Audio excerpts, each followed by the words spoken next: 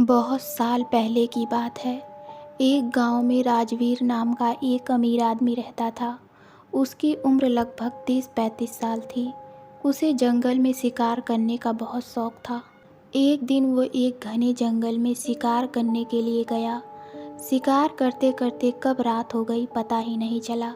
जब रात हो गई तो रात भर रुकने के लिए कोई अच्छा सा जगह ढूंढने लगा।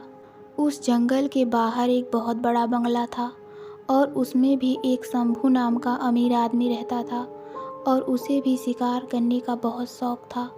वह रोज़ सुबह शिकार पर जाता और शाम को अपने बंगले पर आता और रात को दारू पीकर सो जाता। रोज़ का उसका यही दिनचर्या था।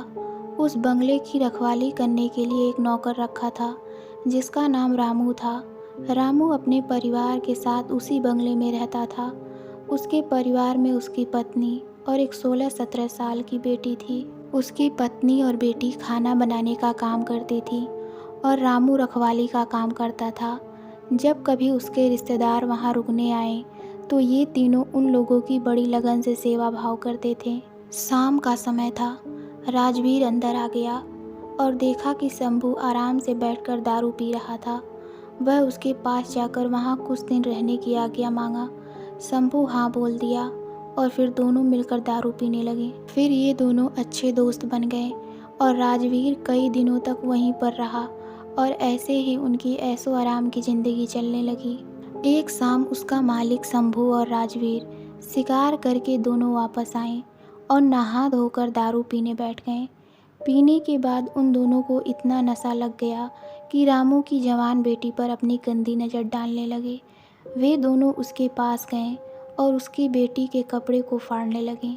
उसकी बेटी जब डर के मारे रोने चिल्लाने लगी तो अपनी बेटी की आवाज़ सुनकर रामू और उसकी पत्नी वहाँ उसको बचाने आए तो शंभू उन दोनों को गोली मारकर वहीं पर उनकी हत्या कर दिया। और फिर ये दोनों उसकी बेटी को नोच नोच कर अधमरा बना दिया और अंत में उसको भी गोली मार दिया और तीनों के लाश को अपने बंगले के पीछे रातों रात दफना दिया। अगले दिन इस बात का भनक किसी को नहीं चला। कुछ दिन के बाद शंभू ने फिर एक नरेश नाम का नया नौकर रखा। नरेश जब पहले दिन बंगले पर आया और अपने काम में लग गया, किसी को कुछ भी पता नहीं चला कि इस बंगले के पुराने नौकर और उसके परिवार के साथ क्या हुआ और वो कहाँ चले गए। ऐसे ही कुछ दिन बीतने के बाद नया नौकर नरेश गेट बंद करके सोया हुआ था। तभी अचानक आधी रात को किसी की रोने की आवाज़ आई और नरेश की नींद खुल गई। उसने एक हाथ में लाठी और दूसरे हाथ में टॉर्च लिया और गेट के पास जाकर बोला, कौन है वहाँ जो इतनी रात को रो रहा है। उसने देखा कि गेट के नज़दीक बैठी एक लड़की रो रही है। नरेश उसके पास गया और उसके सिर पर हाथ फेरते हुए कहा, बेटी रो मत, मेरे साथ अंदर चल। फिर वह लड़की अंदर आई। नरेश ने उसे पीने के लिए पानी दिया और पूछा, बेटी तुम कौन हो, कहाँ से आई हो और इतनी रात को अकेले इस घने जंगल में क्यों भटक रही हो। नरेश की इतनी बातें सुनकर वह लड़की और तेज तेज रोने लगी। कुछ देर बाद वो शांत हुई और नरेश को बताया कि इस बंगले के पहले नौकर रामू की बेटी है। फिर उसने यह भी बताया कि कैसे इस बंगले के मालिक शंभू और राजवीर ने उसके माता पिता को मार डाला और फिर अपनी प्यास बुझाने के लिए मेरे शरीर को नोच नोच कर मुझे भी गोली मार डाली। फिर हम तीनों की लाश को इसी बंगले के पीछे दफना दिया। उस लड़की की बात सुनकर नरेश डर गया और उसको डर के मारे पसीने निकलने लगे। फिर थोड़ी देर बाद हिम्मत रखते हुए उससे पूछा, ऐसा कैसे हो सकता है, अगर तुम मर गई हो तो मेरे सामने कैसे बैठी हो। नरेश की यह बात सुनते ही वह लड़की अचानक गायब हो गई और थोड़ी देर बाद उसी कमरे के दीवार पर उल्टा लटक गई। नरेश यह सब देखकर पूरी तरह से थरथराने लगा। फिर अचानक वह लड़की नरेश के सामने आकर बैठ गई और बोली, चाचा आप डरिए मत, मैं आपके साथ कुछ भी बुरा नहीं करूँगी। उसकी बातें सुनकर नरेश का डर धीरे धीरे शांत हो गया और माथे पर आए पसीने को अपने गमछे से पोंछ लिया। फिर उसी रात को उस लड़की ने नरेश को वह जगह दिखाई जहाँ उन तीनों को दफनाया गया था। नरेश ने कुदाल से खोदकर उन तीनों की अस्थियों को निकाला और फिर उस लड़की से वादा किया कि वह उसका मालिक शंभू और राजवीर के खिलाफ कोर्ट जाएगा और उस लड़की को इंसाफ दिलवा कर रहेगा। नरेश की बातें सुनकर वह लड़की रोते हुए बोली कि चाचा, आपको कुछ नहीं करना है, उस राक्षस से बदला तो मैं लूँगी, बस आप मेरी थोड़ी सी मदद कर दीजिए। फिर क्या, उस लड़की के बताए अनुसार नरेश ने बीमारी का बहाना बनाकर उस बंगले की नौकरी छोड़ दी और उस लड़की से किए हुए वादे के अनुसार उसके माता पिता के अस्थियों को जला दिया और उन दोनों के नाम पर पूजा पाठ भी करवाया। उन दोनों की मुक्ति हो गई, लेकिन लड़की के कहे अनुसार नरेश ने ना लड़की के अस्थि को जलाया और ना ही उसके क्रियाक्रम के लिए कोई पूजा पाठ किया, क्योंकि उस लड़की ने कहा था कि अगर उसके लिए भी पूजा पाठ हो गई तो वह इस भूतिया शरीर से मुक्त हो जाएगी और फिर उस दरिंदों से अपना बदला नहीं ले पाएगी। समय बीतता गया। कुछ महीने बाद शंभू ने फिर एक नया नौकर ढूंढने की कोशिश करने लगा, लेकिन उस बंगले में कोई दूसरा नौकर आने को तैयार ही नहीं होता, क्योंकि नरेश दिन रात वहीं घूमता फिरता रहता और नए आने वाले नौकर को उस बंगले के भूत वाला कहानी सुनाकर भगा देता। कभी कभी वह लड़की भी आने वाले नए नौकर को भूत बनकर रात के समय अजीब अजीब आवाज़ें निकाल कर डरा देती और वे डर के मारे भाग जाते। फिर दूसरे दिन रखवाली करने नहीं आते। उस बंगले पर ऐसे ही रोज कितने शिकारी आते, दारू पीते, मौज मस्ती करते, लेकिन जिंदा वापस कभी नहीं जाते, क्योंकि वहाँ आने वाले हर शिकारियों से उसको सख्त नफरत हो गया था।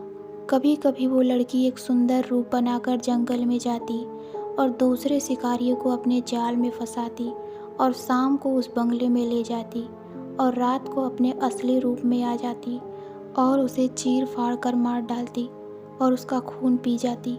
ऐसी घटना कितने दिनों तक चलती रही और बंगले में मरने वाले शिकारियों की मौत एक रहस्य बनी रही।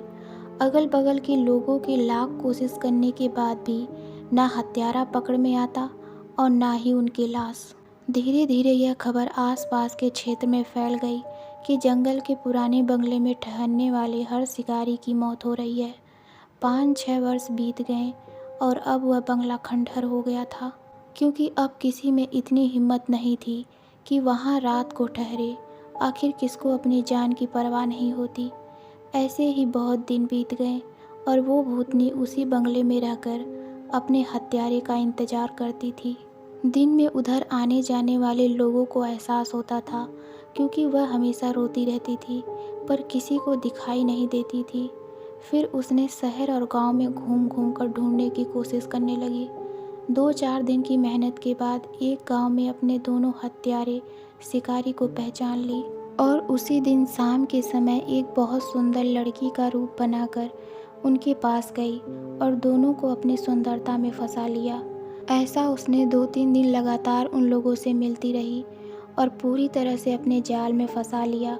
वे दोनों उसके आगे पीछे घूमने लगे, जैसा बोलती थी वैसे वो दोनों करते थे। फिर एक दिन लड़की बोली, क्यों ना हम लोग किसी दिन जंगल में शिकार पर चले। वे दोनों बोले, ये तो बहुत अच्छी बात है, चलो। दोनों अच्छी तरह से उसकी माया जाल में फंस चुके थे। फिर दूसरे दिन ये तीनों जंगल की ओर निकल पड़े।